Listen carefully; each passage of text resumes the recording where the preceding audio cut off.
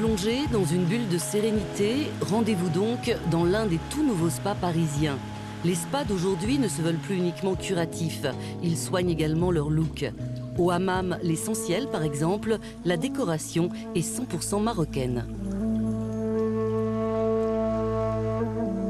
C'est un hammam typiquement oriental, c'est un endroit comme on en trouve peu. Ça a été construit exactement comme un riad, donc caché depuis la rue avec une petite porte et un escalier qui mène à un espace d'accueil que l'on découvre d'une manière complètement incroyable, avec des lumières, avec des portes en bois, avec beaucoup d'objets de très grande taille, des grands miroirs, des grandes portes, des grands pots. Les grandes portes sont sculptées dans un bois de cèdre qui a la particularité d'avoir une odeur très particulière qui va bien dans le lieu.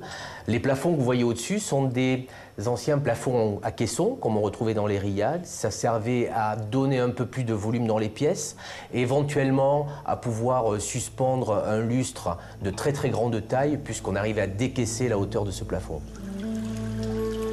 Le hammam chez nous, c'est une pièce de 250 mètres carrés avec une fontaine centrale. Tous les sols sont faits avec des terres cuites non émaillées de manière à ce que les gens ne glissent pas. L'ensemble des remontées sur les murs sont faites avec des frises de zélige. Ce sont des tout petits carreaux qui sont fabriqués à la main. Et toute la partie haute est en tas de lacte. Le tas de lacte, c'est un enduit à la chaux qui a la particularité d'être complètement étanche. À l'espace Payot, conçu par l'architecte Joseph Caspary, la décoration est beaucoup plus sobre. 12 000 mètres carrés de pierre, de marbre blanc de Carrare, de cardozo gris et de bois clair. Ce sont des éléments qu'on retrouve dans la nature. En fait, on a voulu créer un espace très simple, très épuré, parce que l'élément principal dans tout ce lieu est finalement l'individu. Et il ne faut pas que l'esprit soit interpellé par toute une série de fioritures en matière de décor.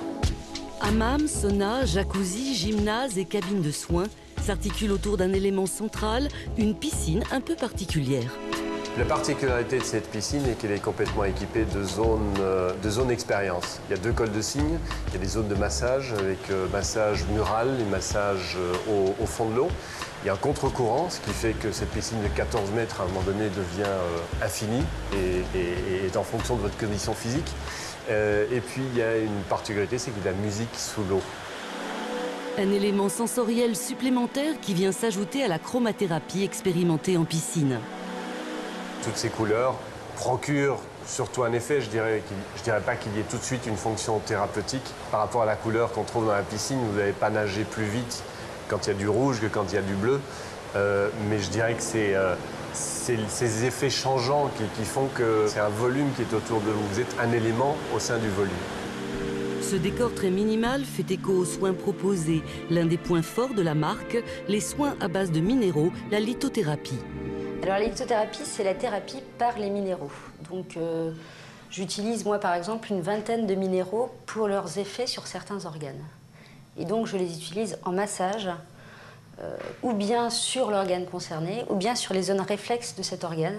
En fait, on utilise l'énergie vibratoire entre le minéral et le corps. Il y a un minéral que j'affectionne particulièrement qui est l'aigue-marine, qui est le minéral des voies respiratoires et qu'on utilise beaucoup au changement de saison puisqu'elle est extrêmement efficace sur les problèmes d'allergie notamment. Autre minéral important, l'hématite, permet d'activer la circulation retour. Je l'utilise beaucoup en massage sur les jambes. On a à la fois un effet thérapeutique qui est intéressant avec les minéraux, mais on a un autre effet, c'est qu'on alterne la manipulation manuelle avec quelque chose qui a une autre consistance et qui permet d'aller travailler les tissus, les petits nerfs d'une autre façon. Chez Arne Tan, soins beauté, massage thaïlandais et produits à l'huile de son de riz se partagent un espace de 320 mètres carrés. Avant le massage, un hammam et une petite salle dédiée au lavage des pieds sont à la disposition des clients. C'est traditionnel en Asie, en Thaïlande. On se lave beaucoup les pieds aussi avant de commencer les massages. Donc il y avait le côté traditionnel, le côté hygiénique pour chez nous et puis finalement le côté relaxation qui est bon pour tout le monde. Si le moindre détail est ainsi pensé, c'est que l'un des fondateurs de cette marque thaïlandaise est designer. On retrouve sa touche dans le mobilier en bois exotique, les luminaires en fibres naturelles ou encore la conception des cabines. souvent, quand vous allez dans des salons de massage, et particulièrement pour le massage traditionnel, vous pouvez vous retrouver à 5 ou 6 personnes côte à côte sur les matelas larges. Ici, c'est pas la même culture. En même temps, il y a des gens qui viennent entre amis ou en couple. Et donc, du coup, c'est pour ça que nous avons souhaité avoir des salles doubles et pour le massage traditionnel et aussi pour le massage aux huiles, qui est une vraie réussite parce que pour les couples, c'est un vrai moment de relaxation. Des cabines doubles, mais aussi une salle de repos, une cabine spécialement dédiée à la réflexologie plantaire et des cabines simples mais suffisamment spacieuses pour exercer les massages thaïlandais. La masseuse travaille avec la paume des mains, avec les pieds, avec les coudes, avec les pouces. Il y a beaucoup d'acupression. On a des lignes d'énergie qui partent des pieds qui montent jusqu'à la tête. Et l'important, c'est de travailler sur toutes ces lignes pour soulager les douleurs et les tensions. Et donc réorganiser, réharmoniser le corps. Immense espace ou petits écrins, décors sobres, asiatiques ou orientaux, plus d'excuses pour ne pas prendre soin de soi.